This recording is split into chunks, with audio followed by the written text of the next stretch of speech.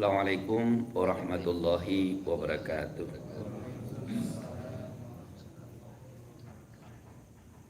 Alhamdulillahirabbil alamin.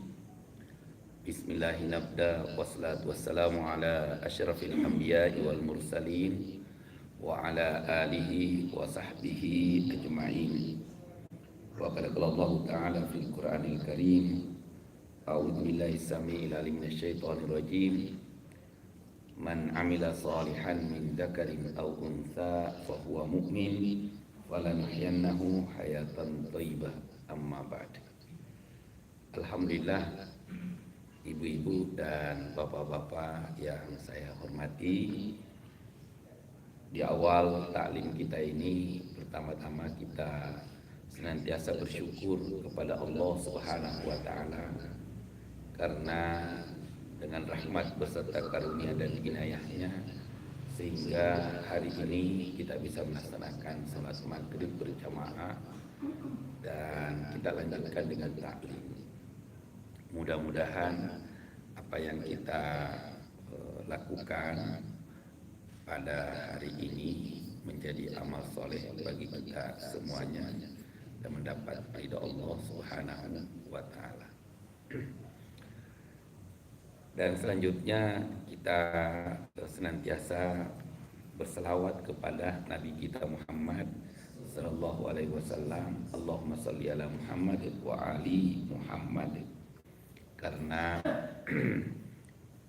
selawat ini pada prinsipnya memantapkan tauhid kita bahwa Allah itu yang Maha Esa dan dialah yang mengutus Nabi SAW untuk membimbing kita dari alam kebodohan ke alam ilmu, dari jahiliyah atau dari kegelapan menuju ke terang benderang melalui ilmu dan agama.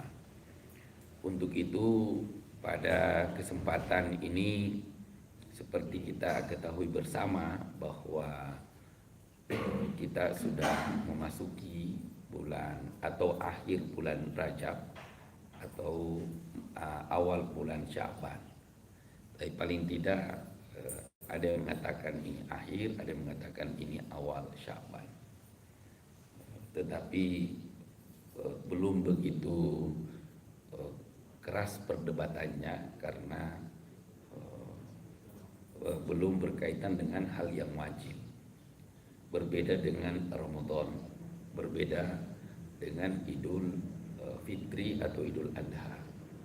Karena di situ kalau Idul Fitri dan Idul Adha ya mungkin juga ada kepentingan yang lain selain daripada yang wajib. Nah, untuk itu saya akan membahas sedikit tentang hadis-hadis yang berkaitan dengan bulan Rajab dan Sya'ban. Ketika kita membahas hadis-hadis yang berkaitan dengan bulan Rajab dan Sya'ban, pasti ada beberapa versi nanti dan ada beberapa perdebatan ulama tentang ini. Nah, pertama, kita tidak pungkiri keutamaan bulan Rajab. Begitu juga kita tidak memungkiri keutamaan bulan Sya'ban. Tentu Rajab dan Sya'ban ini memiliki kekhususan di sisi Allah Subhanahu wa taala. Maka dengan kekhususan itulah sehingga ulama ingin mengekspresikan ibadahnya di bulan Rajab dan di bulan Sya'ban itu, sehingga ada yang begitu menggebu-gebu akhirnya kadang-kadang dia mengabaikan namanya bimbingan Rasul, petunjuk Rasul Sallallahu Alaihi Wasallam. Ada juga karena ingin betul-betul yang mengikuti apa yang pernah dilakukan oleh Nabi di bulan Rajab, sehingga begitu hati-hati, saking hati-hatinya kadang-kadang dia menyalahkan orang. Ada juga orang yang nggak mau peduli, mau Rajab, mau Sya'ban, mau Ramadan sama saja. Nah, inilah yang perlu kita diskusikan pada malam ini. Pertama, karena bahasan saya adalah masalah hadis, maka saya akan membacakan hadis-hadis yang kita temukan di dalam kitab-kitab ulama. Ada beberapa kitab yang mengungkap atau yang bisa kita jadikan rujukan sumber untuk mengkaji, membahas hadis-hadis Rajab dan Sya'ban itu. Kalau di Indonesia ada buku namanya Durratun Nasihin, ditulis oleh Al-Khubawi,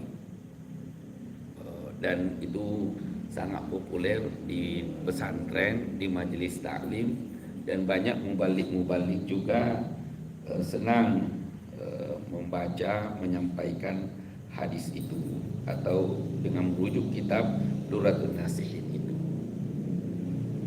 Kenapa?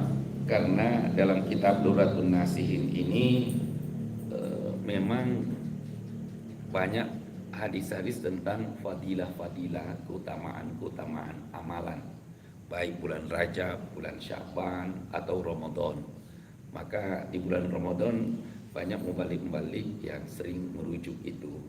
Walaupun mubalik itu tidak pernah mempelajari hadis tersebut melalui ilmu kritik hadis. Ada namanya di ilmu hadis itu naqdul hadis, mengkritik, ilmu mengkritik hadis.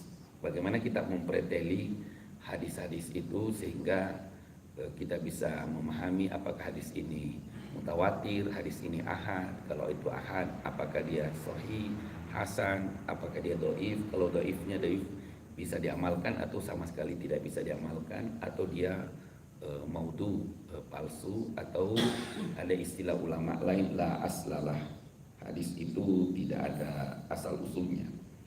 Nah, hadis yang masyhur yang berkaitan dengan bulan Rajab dan Sya'ban itu sering kita dengar, inna Rajabah syahrullah, sesungguhnya Rajab itu bulannya Allah, wa Sya'ban syahri, dan bulan Sya'ban itu bulanku, kata Rasul sallallahu alaihi wasallam. Lalu wa Ramadan syahru ummati, dan bulan Ramadan itu adalah bulan umatku. Nah, kalau kita belajar hadis, ketika kita membaca hadis seperti itu, nggak bisa langsung kita telan, nggak bisa kita langsung kunyah. Tetapi yang pertama yang harus kita ketahui, sama kalau kita belajar Al-Quran, kalau kita baca ayat, maka yang harus kita cari ini ayat Al-Quran. Kalau ini ayat Al-Quran, kita udah jelas ada Al-Quran. Kira-kira dia surat apa dan ayat keberapa. Nah, itu harus kita teliti. Nah, ketika kita membaca hadis, maka yang pertama yang harus kita cari ini adalah kira-kira hadis ini termaktub di dalam kitab siapa. Siapa yang mengeluarkan hadis ini? Itu harus kita lacak. Kenapa? Hadis-hadis yang pernah diucapkan oleh Nabi itu diyakini oleh ulama bahwa hampir tidak ada yang kececer. Semua sudah ditulis oleh ulama. Hanya ulama berbeda dalam menilainya. Dan itu sudah ada di dalam kitab-kitab muktabar yang diakui oleh ulama. Diakui oleh ulama. Ada bentuknya kitab sahih, ada bentuknya kitab musnad, ada bentuknya kitab sunan, ada lagi kitab-kitab yang fadail, ada mustadrak, macam-macam. Nah, macam-macam. Mungkin kalau kitab-kitab hadis, kalau di print bukunya itu atau disimpan di sini, ini penuh masjid ini. Itu kitab hadis saja. Nah, kalau kita kumpulkan itu, kita kumpulkan. Nah, untuk itu inna Rajab, ini kan hadis yang paling umum kita dengar, mulai sejak Rajab sampai Sya'ban sampai awal Ramadan kita sering dengar hadis ini. eh, pengurus-pengurus masjid juga kadang-kadang membaca hadis ini di awal. Nah, hadis ini kalau kita lihat itu disebutkan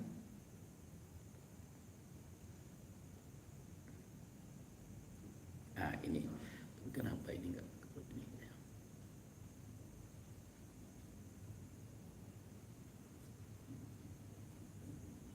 ya. Nah, Rajabun syahrullah wa Sya'ban syahri wa Ramadanun syahru ummati. Nah, siapa yang mengeluarkan hadis ini? Ulama yang ahli di bidang hadis. Jadi kalau kita belajar hadis itu harus tahu siapa ulama hadis. Sama kalau bapak-bapak belajar ilmu kedokteran, harus tahu kan siapa tokoh kedokteran. Kalau kita belajar ilmu eksak harus tahu. Nggak mungkinlah orang eksak kita rujuk dalam bidang hadis. Sama juga nggak mungkinlah orang hadis merujuk orang eksak merujuk orang hadis. Nah, jadi orang matematik harus tahu siapa tokoh matematik itu. Nah, sama kalau kita belajar hadis harus tahu siapa ulama-ulama hadis. Tidak semua mubalik itu pernah belajar hadis secara serius. Bahkan mungkin banyak mubalik sekarang ini bicara hadis tapi dia sendiri tidak pernah mendalami hadis itu. Nah, tidak pernah mendalami hadis tersebut. Nah, kalau kita lihat hadis ini disebutkan di dalam Al-Hubawi. Al-Hubawi ini pengarang atau penulis kitab Durratun Nasihin. Durratun Nasihin ini yang kalau bulan Ramadan hari pertama keutamaannya ini, hari kedua keutamaannya ini, hari ketiga keutamaannya itu ada di dalam kitab Durratun Nasihin itu. Nah, hadis ini kata Al-Khubawi itu adalah potongan hadis yang panjang, diriwayatkan oleh Ibnu Az-Zawji. Ya, saya kebetulan punya kitabnya Imam Ibnu Al-Jauzi ini. Beliau wafat tahun 596 Hijriah, 97 Hijriah. Jadi sekitar 900 tahun yang lalu beliau. Ini kitabnya ada kitab Al-Mawdu'at. Semua hadis yang ada di dalam ini dianggap beliau hadis-hadis palsu semua. Jadi kalau bapak-bapak, ibu-ibu mau cari hadis-hadis palsu, ya salah satu kitab yang harus kita rujuk itu adalah Ibnu Jauzi. Jadi kita harus tahu, oh kalau mau cari hadis sahih, ya jangan cari di sini, nggak akan ketemu. Tapi carilah kitab sahih. Kalau mau cari kitab musnad, cari kitab musnad. Kalau mau cari kira-kira hadis hasan, ya cari kitabnya yang berbicara tentang hadis-hadis hasan. Nah, di sini ada itu hadis ini di dalam kitab Al-Mawdu'at. Saya buat jo bukunya siapa ini? Ini Imam Al-Baihaqi. Imam Al-Baihaqi dengan Imam Az-Zawji ini beda 100 tahun. Dia lebih tua. Ini Imam Al-Baihaqi, namanya kitabnya itu kitab Fadailul Awqat. Fadailul Awqat, keutamaan waktu, hari, amalan-amalan tertentu. Beliau ini tesis. Beliau kaji hadis-hadisnya Imam Al-Baihaqi, dia takhrij, dia cari dan carinya ini bukan hanya 5 bulan, 1 tahun, bisa 3 tahun dia cari ini, dan dia menyebar di mana-mana untuk meneliti hadis itu. Nah, inilah kitab Fadailul Awqat. Nah, saya sengaja bawa ini supaya kelihatan saya baca. Ya. Ya. Jadi supaya saya tidak asbun gitu kan. Ya. Dan sedikit saya paham lah bahasa Arab ya. Nggak terlalu inilah, tapi saya bisalah menggunakan bahasa Arab itu untuk mengkaji sedikit-sedikit ya.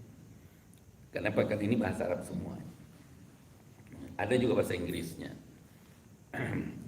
Bahasa Arab Indonesianya belum ada yang khusus yang ini. Nah, jadi kata Imam Az-Zawji, hadis ini diriwayatkan. Jadi kalau kita bicara hadis itu bukan isinya langsung, bukan ini Rajab syahrillah wa Sya'ban syahri wa Ramadan syahru ummati. Nah, ini siapa yang meriwayatkan? Jadi harus sanad dulu. Harus sanad dulu. Nah, kemudian dari sanadnya di sini ada Muhammad bin Nasir Al-Hafiz dari Abu Qasim bin Manda, dari Abu Hasan Ali bin Abdullah bin Jahdam, dari Ali bin Muhammad bin Sa'id Al-Basri dari bapaknya, dari Khalaf bin Abdullah, dari Humaid At-Tawil, dari Anas. Jadi Anas ini sahabat Rasul. Anas bin Malik. Ada Malik bin Anas. Kalau Malik bin Anas tabi'in. Kalau Anas bin Malik itu sahabat. Sahabat, dan Anas bin Malik ini itu sahabat yang pernah menjadi khadim pelayan Rasul, pembawa sisirnya Nabi. Dan Anas bin Malik inilah yang mendengar Nabi ketika tawaf dari rukun Yamani ke rukun Hajar Aswad membaca Rabbana atina fid dunya hasanah wa fil akhirati hasanah wa qina adzabannar, sehingga semua orang yang tawaf itu mulai dari rukun Yamani sampai ke Hajar Aswad doanya itu dari Anas bin Malik. Dan Anas bin Malik ini termasuk sahabat yang terpanjang usianya, lebih 100 tahun umurnya. Jadi mungkin bapak-bapak yang ibu-ibu yang usianya 90 ke atas itu keturunan Anas bin Malik itu. Ya. Hanya akhir hidupnya Anas bin Malik itu sakit. Tapi beliau mengatakan mungkin sayalah sahabat yang agak panjang usianya, dan di antara sahabat yang agak terakhir meninggalnya beliau. Nah, kenapa sahabat itu penting dalam hadis? Ya kalau nggak ada sahabat langsung ke Rasul, itu tidak disebut marfu, nggak terangkat sampai ke Nabi. Nah, jadi orang udah tahu lah, kalau tidak sampai ke Nabi hadisnya itu masalah. Kalau dia lewatin sahabat, lalu muridnya sahabat tabi'in itu langsung merujuk Nabi, padahal dia tidak pernah ketemu Rasul, itu pasti ulama memberikan catatan khusus bahwa hadis ini tidak marfu, ini maktu. Jadi kalau naik ke Nabi disebut hadis marfu, kalau tidak sampai bisa hadis maktu atau bisa hadis yang lain mungkati. Nah, bagaimana penilaian ulama? Jadi kalau kita mau tahu bagaimana status hadis ini, maka kita harus merujuk ulama. Kenapa? Ada ulama memang ahli, dia duduk saja seperti ini, lalu saya menjelaskan sebuah kata, ulama itu udah tahu kalau itu bukan hadis. Kenapa? Karena dia sudah tahu cara, dan dia sudah menikmati, merasakan secara otomatis itu bahasa Nabi, ini bukan bahasa Nabi.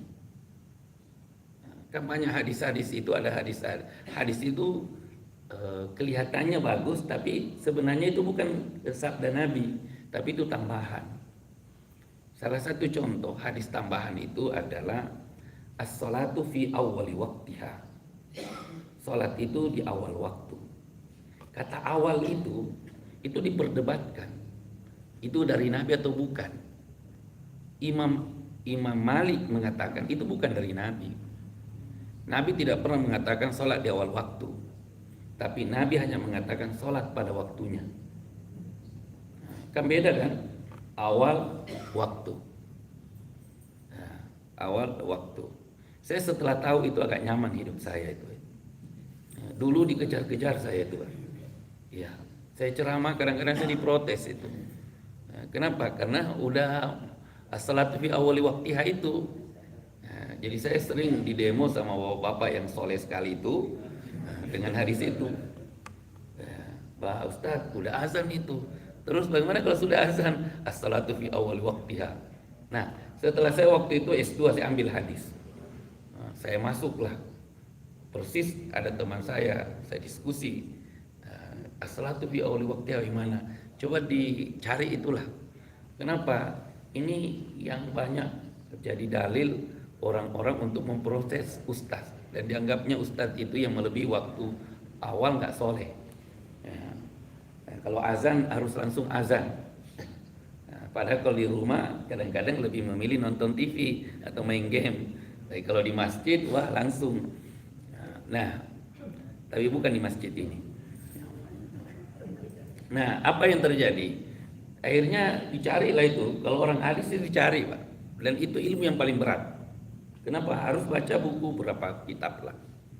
Nah, kata ulama-ulama hadis itu, kita itu tidak bisa hanya baca 5 kitab lalu kita menghukumi satu masalah. Ya paling tidak harus ada 20 kitab lah, 30 kitab. Itu pun kita udah malas itu membaca. Nah, membaca. Banyak orang sekarang kan hanya lihat status di WhatsApp udah jadi penceramah. Kan begitu, udah disampaikan. Melebihi ahli hadis itu, melebihi ulama. Ulama-ulama dulu kalau dia mau berfatwa, dia mau mengatakan ini benar, ini salah, nggak akan dia sampaikan sebelum dia mengkaji. Minimal kata ulama itu, saya membaca buku referensi 20 kitab, 30 kitab. Kalau 20 kitab, dia mengatakan saya itu agak malas membaca buku, akhirnya hanya 20 kitab yang saya rujuk. Kalau kita sekarang ini, ya saking hebatnya, tinggal buka HP langsung. Nah, sebelum dibaca di-share dulu. Nah, apa hadis ini? Dalam sanad hadis ini terdapat Ali bin Abdullah bin Jahdam As-Sudai yang lebih dikenal dengan nama Ibnu Jahdam. Jadi kalau kita dengar nanti Bapak mendengar nama ini, hadis ini diriwayatkan oleh Ibnu Jahdam. Siapa itu Ibnu Jahdam? Ibnu Jahdam itu adalah Ali bin Abdullah bin Jahdam As-Sudai. Nah, kita udah punya file itu di otak kita bahwa Ibnu Jahdam ini di dunia hadis dia tertuduh pendusta. Dia tertuduh pembohong. Jadi dulu ulama-ulama itu dia teliti itu orang, ini pendusta, ini orang jujur, ini tertuduh. Nah, begitu luar biasanya orang yang mencari hadis Rasul itu, dia bisa deteksi orang itu. Dia lihat gayanya, dia lihat cara cara bicaranya, dia lihat hidupnya seperti apa. Dari situ dia bisa, oh orang ini bisa diterima hadisnya, orang ini enggak. Nah, lalu dicari, kenapa? Dia itu pembohong. Nah, sedangkan beberapa perawi lainnya dalam sanad ini tidak dikenal. Jadi ada beberapa riwayat, ada beberapa orang yang meriwayatkan hadis ini, inna Rajab syahrullah wa Sya'ban syahri wa Ramadan syahru ummati, itu belum dikenal. Bahkan ulama mengatakan la'allahum lam yakhluqu, kayaknya perawi hadis itu belum lahir, hanya ditempel namanya di situ. Nah, itu bahasa orang hadis. Oh itu perawi hadisnya itu yang meriwayatkan hadis itu belum lahir itu. Itu bahasa, artinya apa? Dia hanya ditempel namanya saja di situ. Dan ulama bisa mendeteksi itu. Nah, mendeteksi. Jadi ada ulama hadis dulu itu, kalau dia bingung cari hadis dan nggak tahu, dia sholat malam. Baru berdoa minta mimpi ketemu Rasul. Pas ketemu Rasul baru dia tanya, ya Rasul, saya cari hadismu ini tapi saya bingung ya Rasul, apakah betul engkau mengucapkan ini atau bukan? Nah, kalau kita kan nggak pernah begitu, Pak. Mimpi aja sama Rasul susah. Mimpi ketemu Rasul kan susah kita. Nah, kalau Hasan Al-Basri itu hampir 200 kali mimpi ketemu dengan Rasul. Jadi kalau beliau mau ketemu dengan Rasul, mau diskusi dengan Rasul, dia perbaiki tidurnya, wudu, kemudian dia berdoa, mudah-mudahan mimpi ketemu dengan Rasul, nanti malam tuh mimpi. Nah, kalau kita mimpi tapi bukan mimpi ketemu Rasul, mimpi ketemu yang lain. Nah, jadi la'allahum lam yakhluqu. Nah, kayaknya yang meriwayatkan hadis ini, kata ulama-ulama hadis itu, orangnya itu belum lahir, tapi hadisnya sudah menyebar. Itu menunjukkan bahwa hadis ini palsu. Jadi Rajab itu bulan Allah, Sya'ban itu bulanku, dan Ramadan itu bulan umatku, itu hadis palsu. Nah, jadi kalau kita mengatakan ini hadis Nabi, ketika kita bertengkar lagi, nah itu mempertengkarkan hadis palsu. Ya, hadis palsu. Saya dulu sering mengungkapkan ini, tapi setelah saya itu hadis palsu, saya jarang menyebutnya, kecuali agak mepet, nggak punya bahan lagi lah. Jadi bukan ini Rajab. Jadi siapa yang mengatakan ini hadis palsu? Bukan SMS, bukan Google, tetapi ulama hadis. Siapa? Ibnu Qayyim Az-Zawji, Ibnu Al-Jauzi, Ibnu Hajar, Imam As-Suyuti. Imam As-Suyuti, Ibnu Hajar, Ibnu Qayyim Az-Zawji, Ibnu Jauzi, itu ulama hadis semua. Ulama hadis semua. Nah, dialah yang menghukumi hadis ini bahwa hadis itu hadis palsu. Nah, hanya kan banyak orang senang juga mendengar hadis palsu seperti malam inilah. Tapi kalau saya jelaskan, saya sampaikan hadis ini, lalu saya jelaskan bahwa hadis ini itu hadis palsu. Nah, ada doa yang sering kita juga baca kan di bulan bulan Rajab dan Sya'ban. Allahumma barik lana fi Rajab wa Sya'ban wa ballighna Ramadan. Kenapa ini? Nah, kalau nggak salah di sini ada. Nah ini. Allahumma barik lana fi Rajab wa Sya'ban wa ballighna Ramadan. Ini juga ada bukunya di sini dalam kitab Fadailul Awqat Imam Al-Baihaqi. Nah, di sini ada di sini. Nah, bagaimana hadis ini? Saya pernah jelaskan ini, lalu ada orang yang protes ke saya. Dia bilang, kan kebetulan Pak Kiai Mutaradem kan ngamalin hadis ini. Saya bilang saya juga amalkan hadis itu, dan saya sering diskusikan dengan beliau. Dan saya sampaikan persoalan hadisnya. Nah, ini. Jadi ini Imam Al-Baihaqi yang menulis kitab ini Fadailul Awqat. Kemudian Abu Bakar Muhammad Akhbarana, gurunya, mengatakan haddatsana Al-Fadl bin Muhammad Asy-Syarsni. Kemudian haddatsana Al-Qawariri, dia berkata haddatsana Zaidatu, haddatsana Ziyad An-Namiri. Nah, ini orang-orang yang meriwayatkan hadis itu. Baru Ziyad An-Namiri itu berkata, Anas yang menyampaikan aku, dari Anas. Tadi Anas juga, ini Anas lagi. Jadi Anas bin Malik itu banyak dicatut namanya untuk hadis-hadis palsu, hadis dhaif.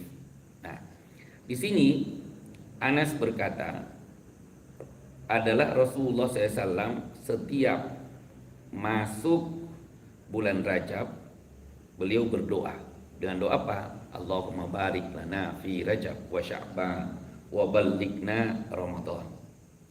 Nah, kalau kita lihat hadis ini, maka hadis ini bisa kita rujuk di dalam beberapa kitab hadis. Pertama Imam Al-Baihaqi, Fadailul Awqat, Al-Bazzar, Muhyiddin bin Zakaria, Yahya bin Syaraf, An-Nawawi. Dikatakan Nawawi. Ada juga kitab Ar-Rifai, Hadis Arba'in, Imam Ar-Rifai. Nah, siapa yang masalah di sini? Ulama hadis menghukumi hadis ini sebagai hadis dhaif. Nah, kenapa ulama mengatakan hadis ini dhaif? Karena ada sanad, ada perawi hadis yang bermasalah. Siapa yang bermasalah di sini? Itu bernama Zaidatu atau Ziyad bin An-Namiri. Zaidah dan Ziyad An-Namiri. Ini ada dua orang di situ yang bermasalah. Kan tadi kita lihat di sini ada ini Zaidah dengan Ziyad An-Namiri. Nah, ulama melacak itu orang ini siapa? Umpamanya di sini siapa yang mengurus masjid itu? Ada DKM, ada pembantunya. Siapa namanya? Ini. Nah, dilacak itu siapa orang itu sebenarnya. Maka kalau di Timur Tengah orang hadis itu biasanya intel. Nah, dia kenapa? Karena dia memang punya keahlian untuk mencari masalah. Nah, kalau di Indonesia kan lain lagi, karena bukan hadis yang dicari. Jadi orang hadis nggak diabaikan kalau di Indonesia, dianggap itu ilmu sudah nggak inilah. Nah, tapi kalau di Timur Tengah itu banyak dokter-dokter hadis itu dijadikan sebagai jasus itu, intel, karena atau apa itu pencari data fakta itulah ya. Nah, di sini ada dua. Kenapa orang Zaidah ini dengan Ziyad An-Namiri keduanya dihukumi sebagai perawi yang lemah. Jadi dia perawi yang lemah. Termasuk Ibnu Hajar mengaminkan penilaian ini. Ibnu Hajar Al-Asqalani. Karena itu ada dua Ibnu Hajar Al-Asqalani, ada lagi Ibnu Hajar Al-Haisami. Nah, jadi kita harus tahu, oh Ibnu Hajar itu ada dua. Ibnu Hajar Al-Asqalani itu orang Mesir. Nah, itulah penulis kitab Bulughul Maram.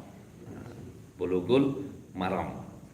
Nah, dia mengatakan orang ini lemah meskipun hadisnya dihukumi dhaif, namun tidak ada ulama hadis menolak dan melarang untuk mengamalkan doa ini yang termaktub dalam hadis. Bagi yang mau ya silakan, yang tidak mau ya nggak usah. Kalau saya masih amalkan hadis ini. Allahumma barik lana fi Rajab wa Sya'ban wa balighna Ramadan. Walaupun saya tahu itu hadis dhaif. Tapi saya udah tahu kalau itu hadis dhaif. Sering saya bercanda dengan Pak Kiai dulu almarhum itu, ya kan Imam Syafi'i mengatakan dhaif oke ya hadis. Lebih baik mengamalkan hadis dhaif daripada mengamalkan apa pikiran sendiri, akal sendiri. Nah, ini Allahumma barik lana fi Rajab. Masjid Nurul Jamil itu tiap tahun biasanya buat spanduk. Di situ ada Allahumma barik lana fi Rajab wa Sya'ban wa balighna Ramadan. Ya. Saya nggak tahu kalau sekarang berhenti.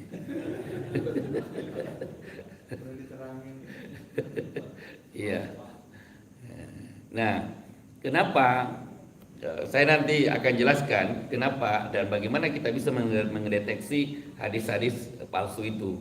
Itu ada ilmunya.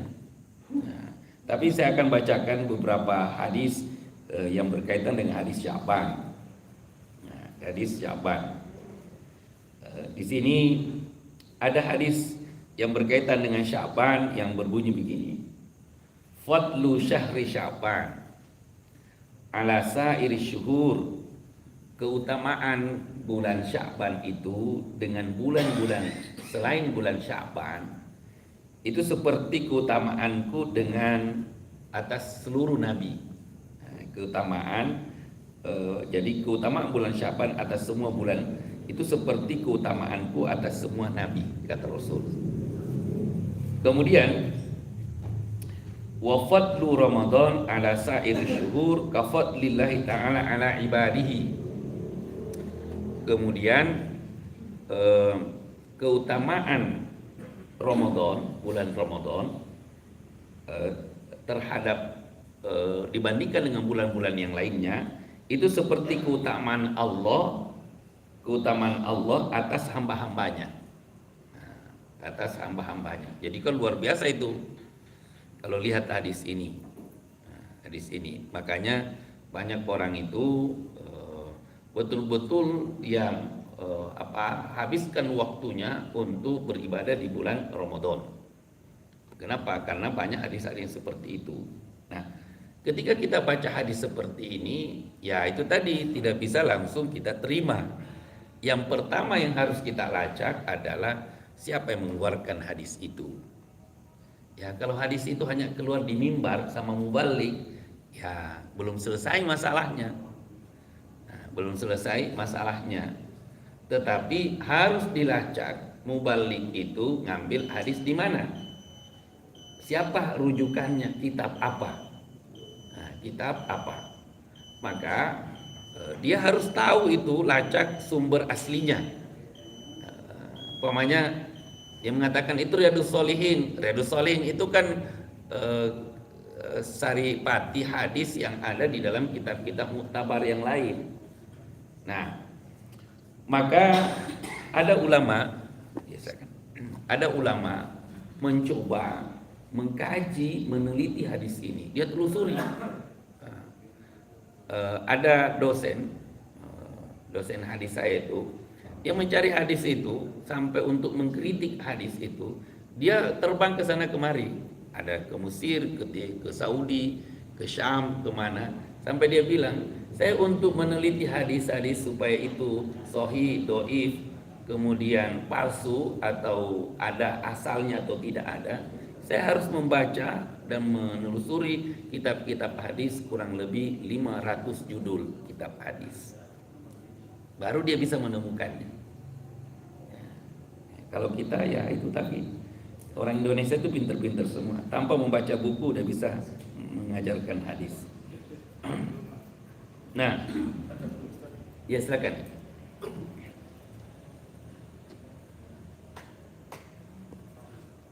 Kita azan dulu Pak. Itu tadi as-salatu fi awali waktiha. Allahu Akbar, Allahu Akbar,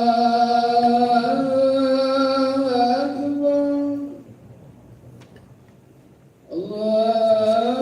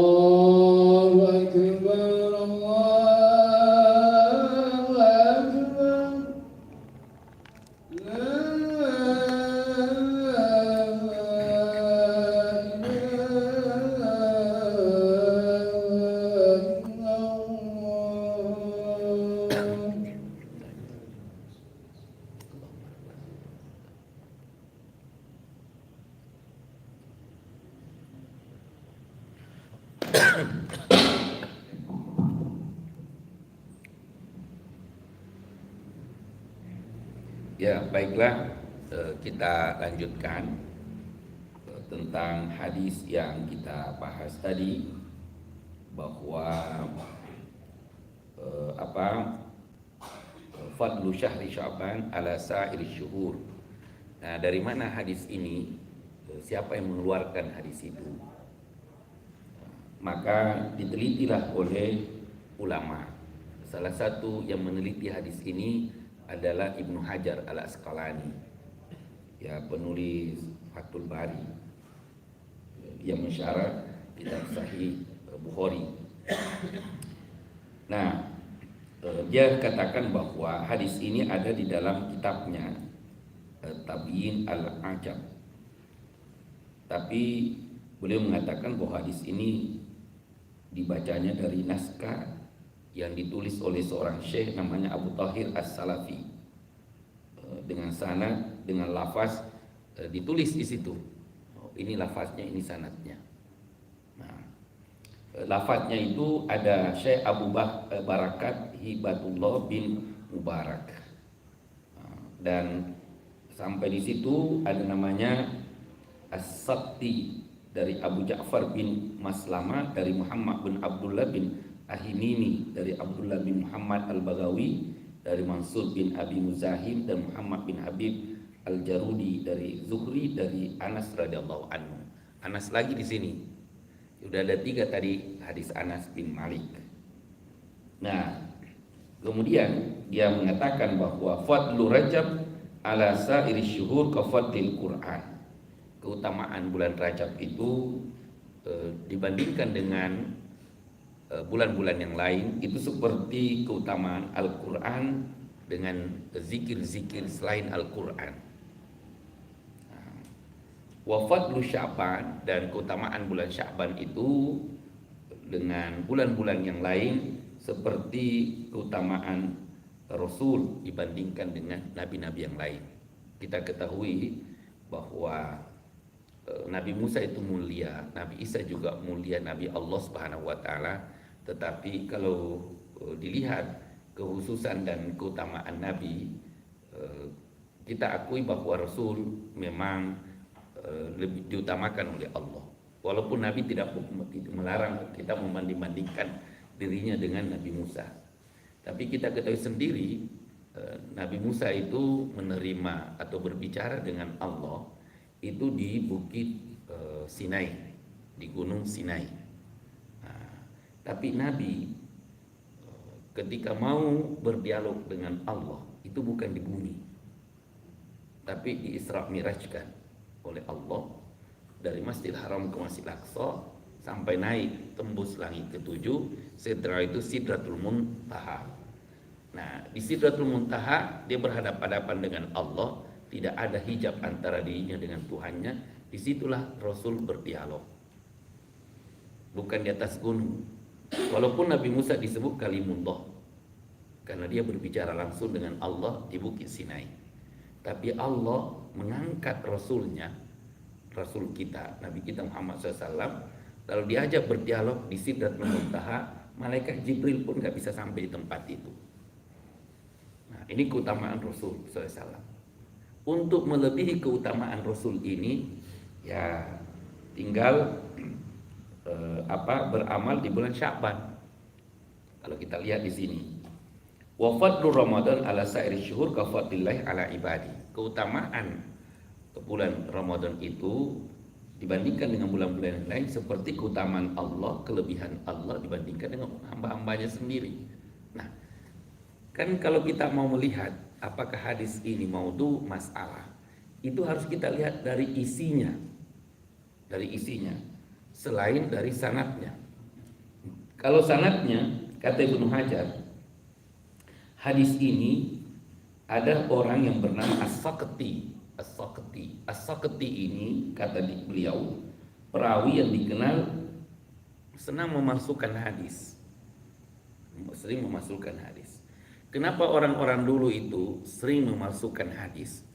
Pertama karena fanatis mazhab, fanatik terhadap tokoh ulama. Untuk membela mazhabnya, pahamnya, sering murid-muridnya itu buat hadis palsu. Dulu ada persaingan antara Sunni dan Syiah. Maka orang Sunni juga buat hadis palsu, Orang Syiah juga buat hadis palsu. Untuk apa? Untuk memperkuat pilihannya. Pernah terjadi juga perdebatan politik di dunia Islam.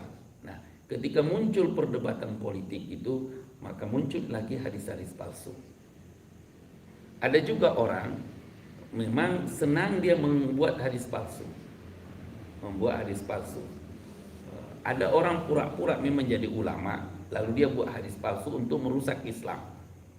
Ada juga dia membuat hadis atau dia mengatakan itu hadis walaupun itu hadis palsu karena dia tidak tahu ilmunya. Nah, tidak tahu ilmunya. Itu ada beberapa faktor. Ada juga karena faktor persaingan. Faktor persaingan. Karena dia bersaing dengan orang dan dia tidak mau kalah, dia keluarkanlah hadis palsu. Seperti dulu Muawiyah dengan Ali bin Abi Thalib bersaing. Nah, maka di situ diprediksi banyak hadis-hadis palsu. Maka ketika kita merujuk tentang itu harus hati-hati. Nah, harus hati-hati. Nah, As-Saqati ini diketahui bahwa dia senang membuat hadis palsu. Nah, kemudian selain itu perawi hadis selain As-Saqati itu tidak dikenal. Nah, tidak dikenal. Itulah sebabnya sehingga Ibnu Hajar sendiri mengatakan bahwa hadis ini hadis palsu. Nah, hadis palsu. Kenapa? Karena kita tidak mungkinlah kita ini melebihi amalan para nabi. Sesoleh apapun kita. Sesoleh apapun kita itu tidak bisa melebihi amalan Rasul Sallallahu Alaihi Wasallam.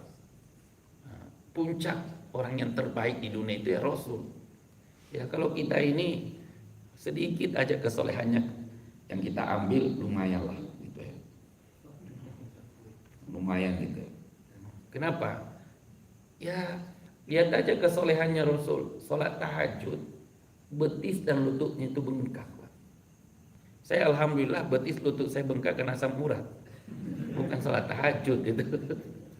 Iya. Iya. Saking solehnya saya di makanan itu, bukan di salat. Jadi luar biasa itu. Kalau kita lihat, kalau kita baca itu kesolehannya Nabi, ibadahnya Rasul, yang nggak ada apa-apanya ibadah kita kok. Nabi kalau sholat maghrib itu wal mursalati urfan itu satu surat selesai. Kalau saya hanya sepotong. Kenapa? Saya udah tahu saya bukan Rasul. Ya lumayan lah saya baca sepotong. Walaupun kata orang ya Nabi itu tidak pernah membaca surat sepotong-sepotong, harus lengkap. Saya bilang saya bisa membaca satu surat tapi makmumnya yang masalah. Nah, itu aja sih. Ya. Jadi Nabi itu pasti utuh suratnya. Utuh suratnya. Nah, jadi coba aja bapak-bapak, ibu-ibu sekali-kali itu baca riwayat-riwayat sholat Nabi. Kalau Nabi sholat maghrib itu sering baca surat apa? Kalau isya sholat apa? Surat-surat apa? Kalau subuh surat apa? Kalau Jumat surat apa? Kalau duhur surat apa? Kalau sholat malam tahajud surat apa? Kalau sholat taraweh pernah nggak dia baca inna atau inna satu rakaat? Wal asri rakaat kedua? Atau setiap rakaat kulhu yang kedua? Ya. Dan itu pernah saya, kan ada ustadz juga itu yang mengatakan bahwa itu ada hadisnya. Saya lacak itu hadis itu. Nah, ternyata nggak seperti itu. Nah, sahabat itu yang imam di mana itu di Madinah, Masjid Quba. Ada sahabat yang imam di Masjid Quba. Itu setiap selesai Al-Fatihah pasti yang dibaca dulu surat Al-Ikhlas. Tapi tidak berhenti di surat Al-Ikhlas. Dia lanjutkan lagi surat yang lain. Ada lagi setiap selesai Al-Fatihah dia baca surat yang lain, tapi setelah selesai surat yang lain itu baru dia lengkapi, diakhiri dengan surat Al-Ikhlas. Nah, di Indonesia yang berkembang ya sahabat ini karena cinta dengan surat Al-Ikhlas, maka setiap sholatnya yang dibaca itu surat Al-Ikhlas saja. surat Al-Ikhlas saja. Saya bilang, oh, orang Indonesia itu pencinta surat Al-Ikhlas semua. Sehingga apa? Dari subuh sampai ke maghrib isya, yang nggak jauh-jauh dari Al-Ikhlas. Ditanya kenapa? Bukan cinta, terlalu sibuk. Nah, jadi kita kembali lagi bahwa Rasul itu luar biasa. Nah, jadi kalau seperti itu nggak mungkin hadis itu sahih, nggak mungkin hadis itu tidak masalah. Nah, maka disebutlah oleh ulama bahwa hadis itu hadis palsu. Kemudian ada hadis yang lain yang bunyinya begini: man shoma salasati ayyam min awwali Sya'ban wa salasatan min awsatihi wa salasatan min akhirihi. Siapa yang saum 3 hari di awal bulan Sya'ban, 3 hari di pertengahan bulan Sya'ban, kemudian 3 hari di akhir bulan Sya'ban, kataballahu lahu sawaba sab'ina nabiyyan. Kataballah, Allah akan menulis pahala untuknya sebanyak pahala 70 nabi. 70 nabi. Termasuk Rasul itu. Itu yang saya jelaskan tadi. Wa kana kaman abadallah ta'ala sab'ina aman. Dan dia itu seperti orang yang menyembah Allah 70 tahun berturut-turut, tidak pernah berhenti. Wa in mata fi tilka sana mata syahidan. Kalau dia mati di tahun itu, umpamanya sekarang tahun 2023 kan, atau tahun 1444 Hijriah, lalu besok kita saum 3 hari di awal bulan Sya'ban, nanti pertengahan kita saum lagi 3 hari di situ, akhirnya 3 hari di situ. Nah, kita akan, kalau mati di tahun 2003 itu mati syahid, atau mati di tahun 1444 Hijriah, maka itu disebut matinya syahid. Jadi nggak perlu disolatkan. Kan syahid kan. Nah, apa yang terjadi? Hadis ini kalau kita baca, hanya sekedar kita baca, ya memang indah, luar biasa, mau jadi motivasi. Ya masalahnya hadis itu nggak berhenti di situ. Harus kita cari dulu siapa yang mengeluarkan hadis ini. Kitab apa yang memuat hadis ini? Nah, hadis ini menurut ulama hadis yang ahli di bidang itu seluruh Timur Tengah, yang memang concern di dunia hadis, mengatakan perawinya hadis ini itu belum ditemukan. Siapa yang meriwayatkan hadis ini? Nggak jelas itu, hanya mulut ke mulut itu. Kalaupun ada yang menulis, dia nggak tulis perawinya. Nah, belum ditemukan, meskipun terdapat puluhan hadis dhaif dan palsu mengenai kelebihan puasa bulan Sya'ban. Jadi banyak kan, termasuk hadis tadi Imam Az-Zawji kitab Al-Mawdu'at, Imam Al-Baihaqi, itu kan kita fadail semua dibongkar. Itu hadis-hadis fadail yang disusun oleh ulama sejak zaman sahabat, zaman tabi'in sampai sekarang. Maka perawi hadis ini tidak ditemukan, kecuali kalau orang Dago mau nyusun juga, ya, masukin aja di situ Pak Imron, nanti Pak ini langsung dari Anas bin Malik gitu ya. Ya, Anas bin Malik. Akhirnya nanti kalau ada ulama hadis, dia akan mengatakan, oh perawinya hadis ini belum lahir, karena saking masalahnya itu. Nah, kitab ini memang, atau hadis ini ditemukan di dalam kitab Zubdatu Wa'izin, dan Al-Qubawi itu merujuk kitab itu. Tetapi ketika dilacak itu nggak ada juga sanadnya, nggak ada perawinya. Nah, kalau hadis itu tidak ada perawinya, ya jelas itu masalah. Sehingga ada yang mengatakan kayaknya ini ceramah ustadz-ustadz masa itu, nah, ditulis dan diklaim menjadi hadis. Kan banyak gitu orang-orang tua kita dahulu kalau ketemu Arab, dia ceramah dianggapnya berdoa. Iya. Kan banyak kan kayak gitu itu. Nah, dia menjelaskan sesuatu, orang Indonesia yang ada di situ karena dengar-dengar bahasa Arab langsung amin, amin, amin. Padahal dia tidak berdoa, lagi menjelaskan proyek. Iya. Dan itu pernah ada cerita, ada orang Arab hari Jumat singgah di sebuah masjid. Pas kebetulan di masjid itu khatibnya nggak hadir. Dan yang harus berkhutbah di situ, karena khutbah yang sering disampaikan di masjid itu khutbah yang berbahasa Arab. Ditanyalah itu khatib jamaah di situ, nggak ada yang siap. Kalau begini bisa bubar. Nah, ada orang Arab turun. Nah, ditanya, oh Anda bisa jadi khatib ini karena Anda orang Arab asli, bukan bid'ah lagi. Contoh Nabi. Nah, padahal orang Arab ini dianggapnya orang Arab, semua orang Arab itu ustadz kan. Nah, saya dulu itu sering ketemu sama teman-teman bercanda, ini kita orang Indonesia ya, ludahnya orang Arab dijilat-jilat juga oleh kita. Iya. Padahal orang Arab itu tidak semua keturunan Nabi, orang soleh. Ada juga keturunannya Abu Lahab. Bagaimana kalau ludahnya yang wataknya seperti Abu Lahab yang kita ini? Jadi berkah enggak? Enggak kan? Nah, karena tidak ada yang khatib, bingung juga ini Arab ini. Saya kan enggak pernah khutbah. Bingung juga karena dia enggak siap. Dia juga bukan khatib, memang bukan ustaz. Daripada enggak sholat, dia cari-cari di kantongnya. Nah, kebetulan ada surat yang dia tulis untuk orang, menyampaikan bahwa saya sudah sampai di Indonesia. Akhirnya itu yang dibaca di atas itu.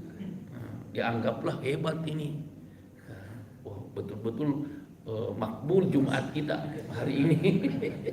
Padahal yang dibaca oleh orang Arab itu bukan khutbah, surat.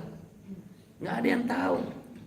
Apalagi kan orang Arab itu kalau ngomong cap-cap gitu Pak ya, sama dengan orang bahasa Inggris lah. Orang Inggris, orang ini yang bahasa Inggris susah dipahami.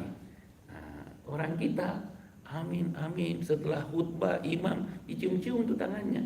Nah, saya bilang inilah kalau tidak ada ilmunya. Jadi belajar hadis juga itu harus ada ilmunya. Bayangkan saja kalau kita puasa 3 hari di awal, 3 hari di tengah, 3 hari di akhir, kita bisa melampaui ibadahnya Rasul 70 Nabi. Mungkin nggak itu?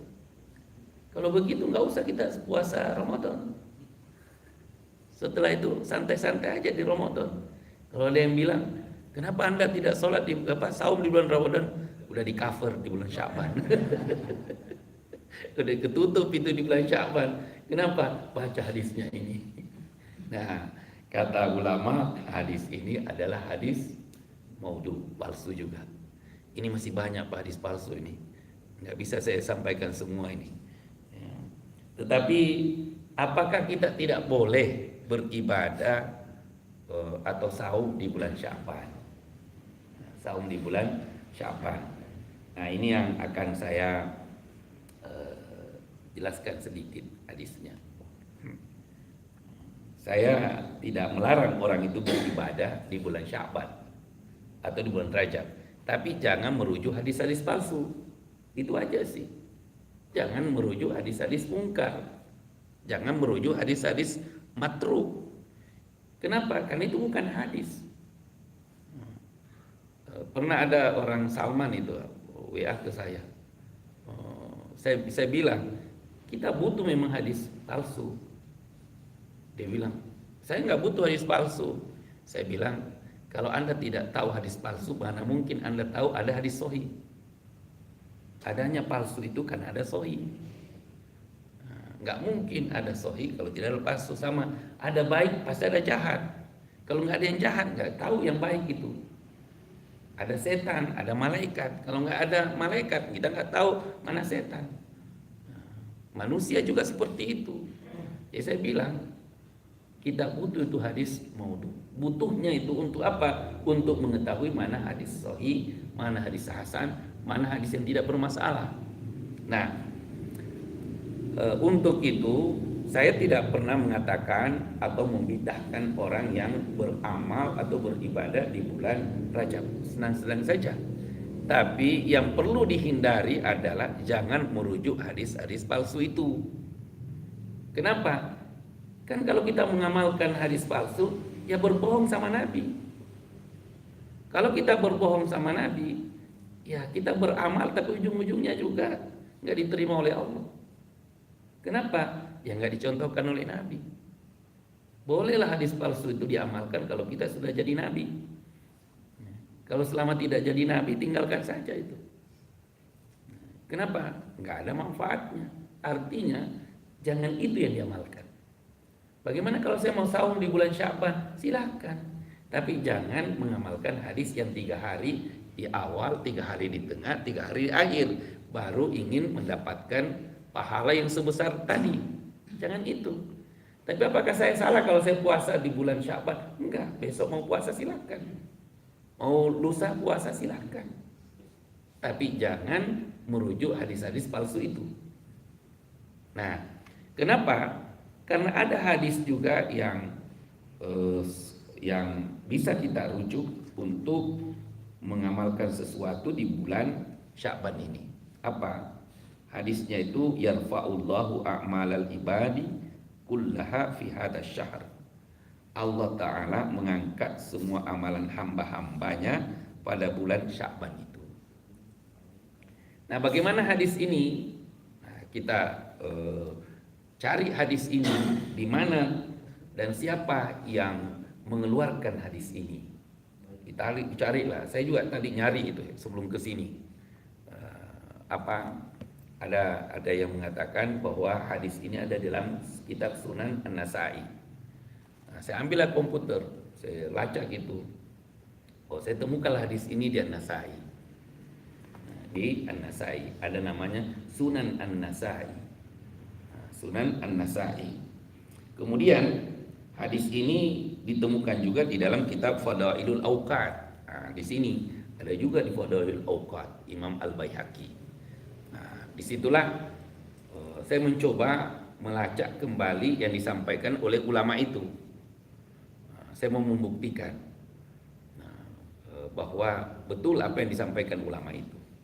Nah, ternyata hadis itu diriwayatkan oleh Usama bin Zaid. Ini Usama bin Zaid. Ada yang pernah dengar siapa itu Usama bin Zaid? Zaid ini mantan anak angkatnya Rasul, yang mendampingi Rasul ketika Taif dilempar di sana, itu Zaid. Setelah pulang dari Taif, beliau menikahkan anak angkatnya bersama dengan sepupunya Zainab bin Jahsh. Zainab waktu itu tidak mau. Kenapa? Masa ya Rasul, saya ini sepupumu, lalu kamu menikahkan aku dengan anak angkatmu. Anak angkatmu itu pun mantan budak. Nah, tapi kata Rasul, ini perintah Allah, bukan keinginan saya. Akhirnya Zainab nggak bisa menolak. Dan itu disebut dalam surat Al-Ahzab. Kemudian cerai nanti. Cerai. Kenapa Zaid ini cerai dengan istrinya? Karena berapa tahun nikah dengan istrinya itu tidak punya anak.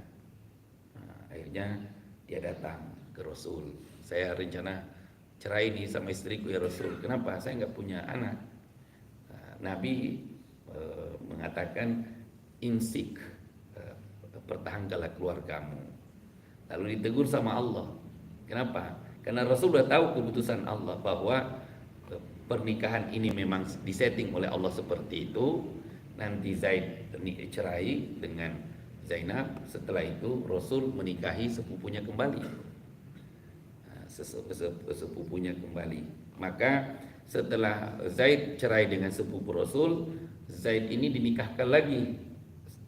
Rasulullah SAW menikahkan Zaid dengan orang Afrika, istrinya hitam, lahirlah Usama. Dan Nabi sangat mencintai Usama ini. Di usia 17 tahun, 16 atau 15 tahun, Usama itu jadi panglima perang, ditunjuk sama Rasul langsung. Sampai Abu Bakar, Umar, Utsman dan sahabat-sahabat yang sepuh waktu itu menolak keputusan Nabi.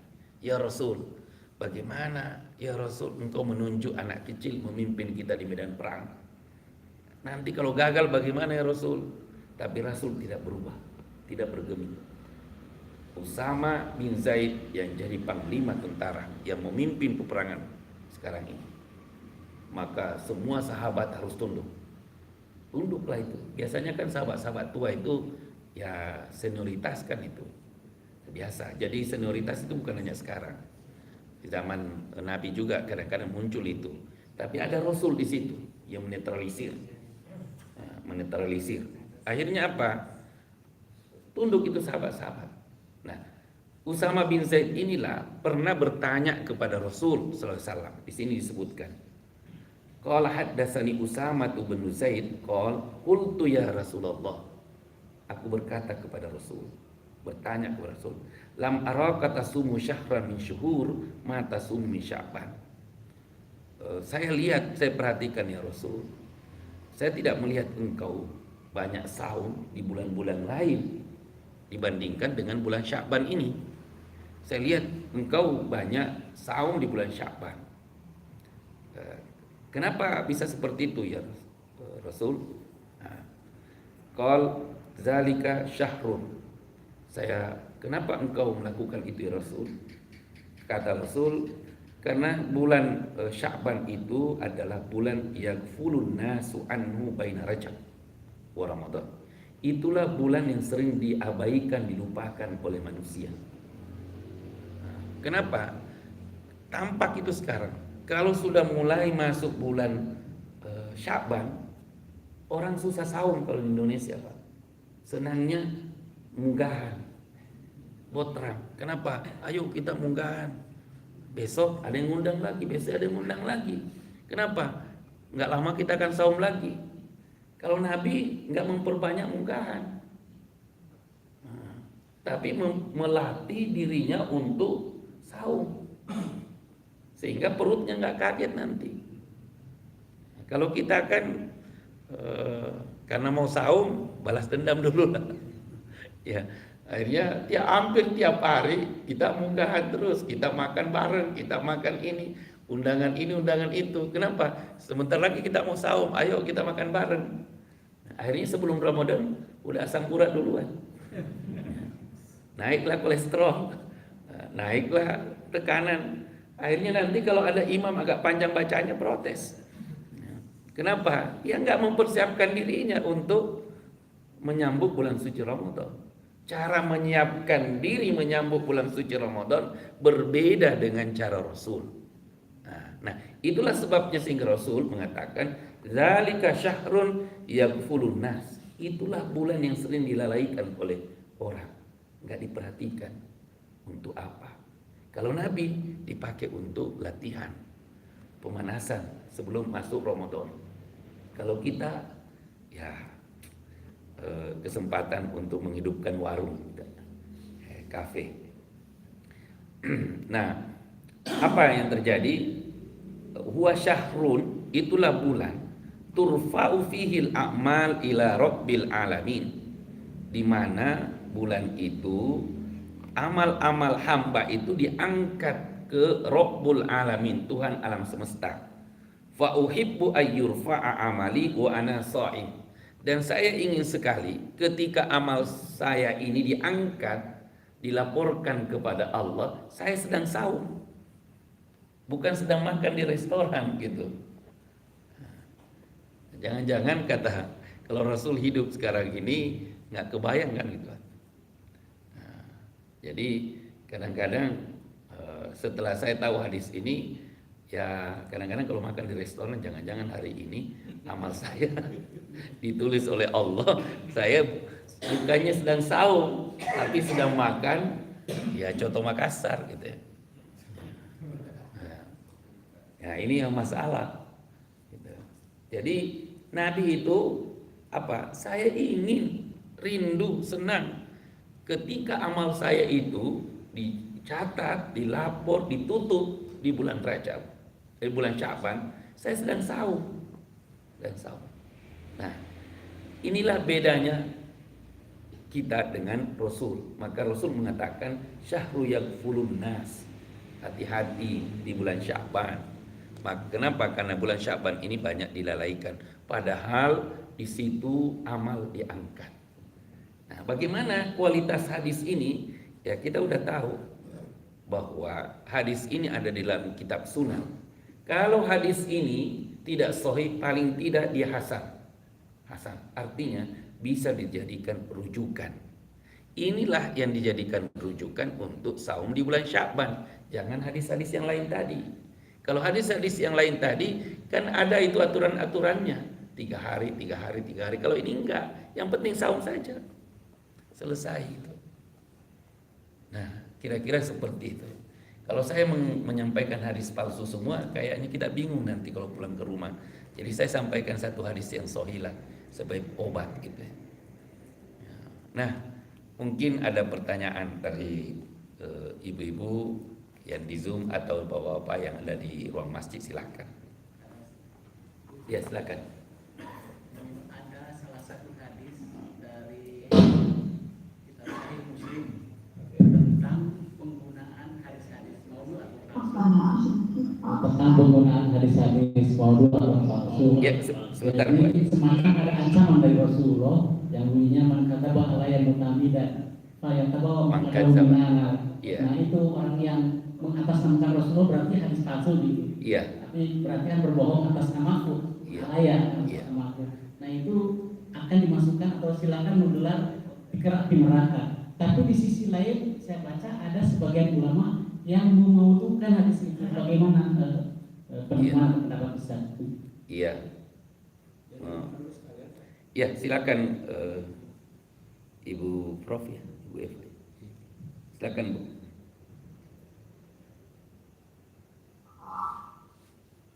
Pertanyaan mungkin atau permintaan Pak Ustaz. Bagaimana? Silakan Bu, silakan. Assalamualaikum. Iya.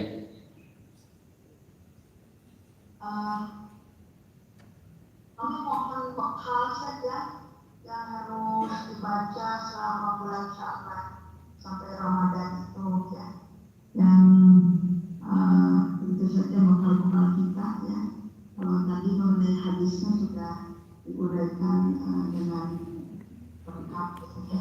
Tapi kan dari hadis tadi yang disampaikan ini tidak ada yang lain-lainnya ya. Terutama tadi yang bahas mengenai sahihan atau asalnya dari hadis yang ada dan ternyata hanya satu gitu, yang lainnya tidak hasan atau maudhu ya. Yang kami mohon itu mungkin bakal ada apa gitu yang harus kita baca selama bulan Sya'ban atau selama nanti Ramadan. Iya. Terima kasih. Jadi pertama saya jawab dulu yang di masjid ya. Tadi man kattaba alayya muta'ammidan falyatawabbawa maq'adahu minan nar. Jadi hadis itu kan bukan hanya satu jalur. Mungkin di jalur tertentu ada yang mengatakan itu hadis maudhu, palsu. Tapi itu jalur yang lain. Nah, seperti ginilah. Kalau kita mau ke Jakarta, kan ada jalur Puncak, ada jalur jalan tol, ada jalur Purwakarta. Nah, mungkin ulama itu yang mengatakan ini hadis palsu, mungkin dia ambil jalur Purwakarta. Gitu. Bahwa kalau Anda membaca hadis ini dari jalur Purwakarta ke Jakarta itu hadis maudhu, palsu. Tapi untuk menghindari hadis palsu ini, jangan ambil jalur itu, ambil jalur tol, ambil jalur Puncak, ambil jalur yang lain. Ada hadis itu seperti itu, karena ada yang mengatakan hadis itu juga mutawatir. Nah, Imam Al-Jauzi juga sudah menjelaskan itu di dalam kitabnya. Dia juga masukkan, tapi dia jelaskan jalur ini. Nah, makanya ketika kita membaca hadis itu bukan hanya satu jalur, harus cari-cari jalur-jalur yang lain. Nah, kalau kita paham itu, maka kita akan mengatakan kalau Anda mengamalkan hadis ini, jalur ini, Anda mengamalkan hadis palsu. Jalurnya sampai ke hadis itu.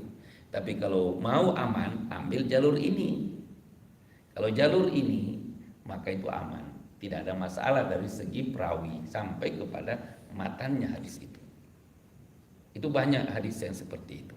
Tapi kalau melalui kitab Sahih Muslim mungkin bagus ya Ustaz. Tidak semua hadis Sahih Muslim, tapi saya belum menemukan ada yang mengatakan itu palsu ya di hadis Muslim, kecuali mungkin ada yang mengkritik hadis Bukhari itu karena bertentangan dengan Al-Quran. Ada beberapa hadis tapi nggak banyak. Hanya kan kalau kita kritik, kalau saya sih terbuka saja ya, tapi ada juga orang nggak menerima. Nah, seperti hadis Bukhari yang mengatakan bahwa ketika Rasulullah SAW ketemu dengan Bukhairah di daerah Syam itu, di situ Abu Bakar dan Bilal hadir. Itu dalam Sahih Bukhari kalau tidak salah. Nah, dikritik itu hadis itu. Kritik apa namanya? Kritik sejarah. Kenapa? Karena ketika Rasul berdagang dengan pamannya ke Yaman dan Syam, ya belum jadi nabi. Jadi nggak mungkin Abu Bakar ada di situ, nggak mungkin Bilal ada di situ. Kenapa? Ya Bilal kan budak, nggak mungkin bebas pergi ke sana. Nah, dari kritik itu kita bisa katakan bahwa dari segi perawi,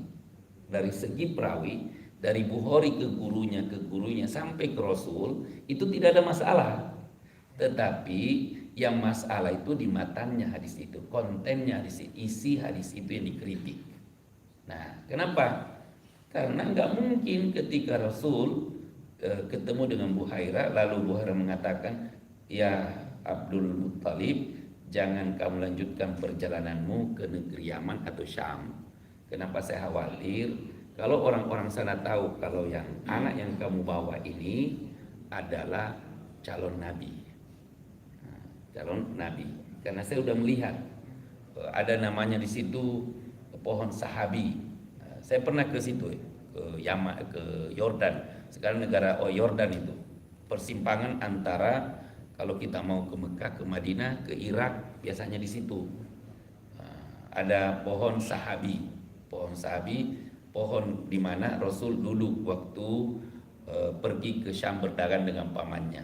Lalu pendeta itu yang melihat Rasul duduk di bawah pohon itu, dan ternyata ketika Rasul duduk di bawah pohon itu ada awan yang menutupi pohon itu sehingga Rasul teduh dalamnya. Disebutlah pohon itu pohon sahabi sampai sekarang. Konon pohon itu sudah tumbuh sejak zaman Rasul.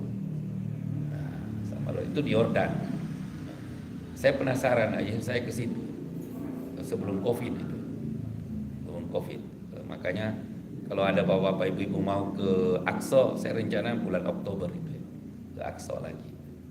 Kalau tidak lewat Indonesia, saya lewat Malaysia. Karena ada juga orang Malaysia yang ngajak dampingi untuk ke sana. Nah, seperti itulah kira-kira. Nah, jadi ada hadis Bukhari yang memang dikritik, kritiknya kritik sejarah, kritiknya kritik dihadapkan hadis itu dengan Quran. Ternyata Quran ini kan, kalau Quran ya pasti hadis yang mengalah.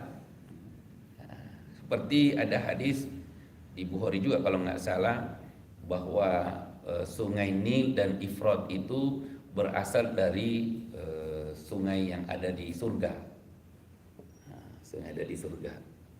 Nah, kata orang, ya nggak mungkin lah sungai Ifrat atau sungai Nil atau sungai Yordan itu berasal dari mata air surga. Nah, kenapa? Karena air di surga walaupun bening tapi rasanya akan berbeda.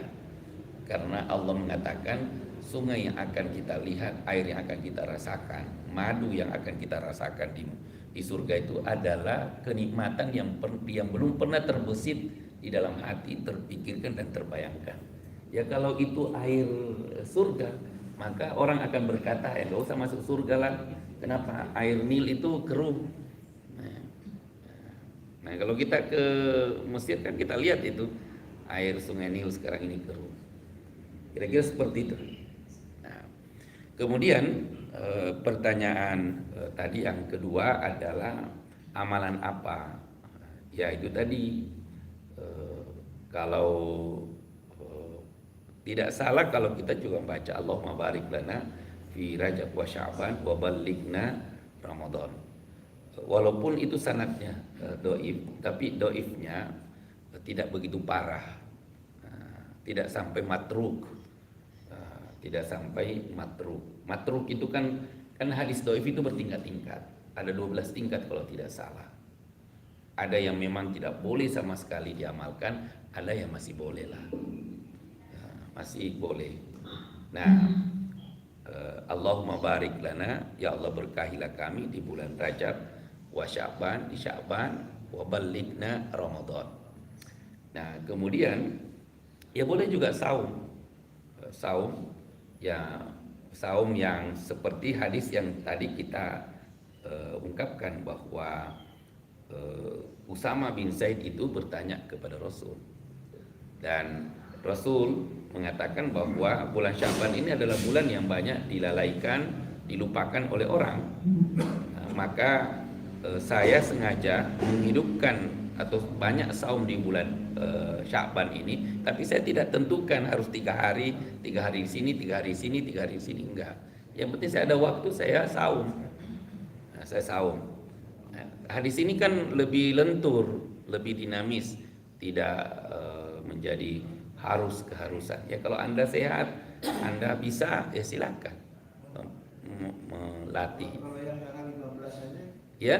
Yang tanggal 15 saja. Oh ya, karena memang dari Bukhari ya, dari Aisyah bahwa Rasulullah paling banyak melaksanakan sunnah-sunnah itu di bulan Sya'ban. Iya. Jadi sebenarnya saum ya, apalagi begitu ya, kemudian salah sunnah apa begitu ya, yaitu kemudian dia itu kebanyakan oleh Sya'ban. Sya'ban Iya. Iya. Iya. Jadi nisfu Sya'ban itu. Jadi kalau saum itu boleh-boleh saja saum, tapi jangan tadi merujuk hadis-hadis palsu itu. Doa nggak apa-apa, kita juga berdoa. Ya kalau mau saum tanggal 15, 13, 14, 15 nggak ada masalah, tapi kan bukan hadis yang itu yang kita jadikan rujukan, tapi hadis yang lain, hadis muti itu, hadis bulan purnama itu boleh, tapi kita lakukan di bulan Sya'ban. Tapi kan di hadis yang itu tidak ada 3 awal di awal Sya'ban, 3 hari di akhir bulan Sya'ban. Yang ada hanya tanggal 13, 14, 15. Nah, bagaimana kalau masih mau tanggal 16? Ya nggak ada masalah. Atau mau tanggal 12 atau 11, nggak ada masalah. Kenapa? Itu yang saya sering katakan, itu puasa sukarela. Kalau mau silahkan. Iya, latihan. Daripada botram terus. Ya munggahan terus. Apa namanya itu Pak itu? Itu kan gitu. Ya boleh. Nah, kalau atau ya kita juga bersedekah boleh, berinfak juga boleh. Jangan juga nantilah saya tahan aja infak saya dulu, nanti masuk bulan Ramadan baru bersedekah. Ya kan fakir miskin nggak berhenti miskinnya di bulan Sya'ban, menunggu Ramadan. Jadi masih banyak amalan-amalan yang bisa kita kerjakan. Hadis-hadis yang umum itu bisa kita bawa di bulan Sya'ban untuk mengamalkan amalan tersebut. Nah, kemudian kalau nisfu Sya'ban itu memang perdebatan. Ada yang mengatakan hadisnya hasan, ada yang mengatakan hadisnya dhaif. Hadis dhaif. Ya tapi kalau mau bangun, udah terbiasa juga bangun untuk sholat tahajud, ya lanjutkan aja itu. Mau tambah zikirnya di situ ya nggak ada masalah. Masalah yang dipermasalahkan itu oleh sebagian ulama mengkhususkan ibadah khusus di bulan nisfu Sya'ban. Itu. Walaupun ada juga ulama-ulama mazhab Syafi'i yang menghususkan kalau bulan Sya'ban itu dia pakai baju yang bagus, yang indah, kemudian berzikir. Gitu ya. Tapi kalau saya baca hadisnya itu bisa sampai jam 9 Pak, ini kita baru pulang. Kasihan ya. Iya. Nanti ibu-ibu bertanya di rumah kenapa nggak pulang-pulang? Karena membahas hadis doif, hadis maudhu. Ya, kira-kira seperti itu Bu Haji. Bu, Prof. Ya, punten satu lagi Pak Ustaz. Iya. Terima kasih. Mengenai pada malam Sya'ban ada salah satu hadis kalau tidak salah saya lupa lagi bahwa Allah mengampuni umatnya pada malam itu. Iya. Sehingga Allah memang melaksanakan zikir atau sholat. Iya. Iya. Memang ada itu. Allah akan mengampuni hambanya di nisfu Sya'ban yang bangun, berzikir, berdoa, tapi dia tidak minum khamr, dia tidak zina, dia tidak melakukan dosa-dosa besar. Nah, dosa-dosa besar itu memang ada hadisnya. Di dalam kitab yang saya bahas juga disebut di situ. Hanya saya tidak sampai pembahasannya ke sana Bu Haji. Kenapa terlalu banyak hadis maudhu yang saya bahas tadi kayaknya. Ya. Jadi membahas hadis-hadis Sya'ban ini ya perlu beberapa pertemuan lah. Ya, perlu beberapa pertemuan baru bisa tuntas. Ini baru awal Sya'ban ini. Baru awal Sya'ban. Kalau bahas hadis-hadis khusus untuk nisfu Sya'ban itu memang bisa satu pertemuan. Kita bahas seperti ini, baru kita lihat bagaimana pendapat ulama, siapa yang membolehkan, siapa yang tidak membolehkan. Tapi berdoa di malam itu tidak ada masalah bagi yang mau berdoa. Kenapa tidak bulan Sya'ban saja, tidak nisfu Sya'ban saja kita berdoa, apalagi kalau nisfu Sya'ban. Hanya ulama itu tidak menganjurkan, ya dia mengatakan jangan terlalu mencolok ibadah khusus lah di situ. Tapi kalau ibadah-ibadah umum yang kita gunakan di situ nggak ada masalah. Yang diperdebatkan itu saja sih. Kenapa? Ya ada perawi yang dimasalahkan oleh ulama hadis. Tapi ada juga mengatakan ya ada jalur yang lain selain ini. Maka hadisnya itu hadis hasan. Ya kira-kira seperti itulah Bu. Yang bisa saya jelaskan untuk sementara. Ya, terima kasih. Salam ke.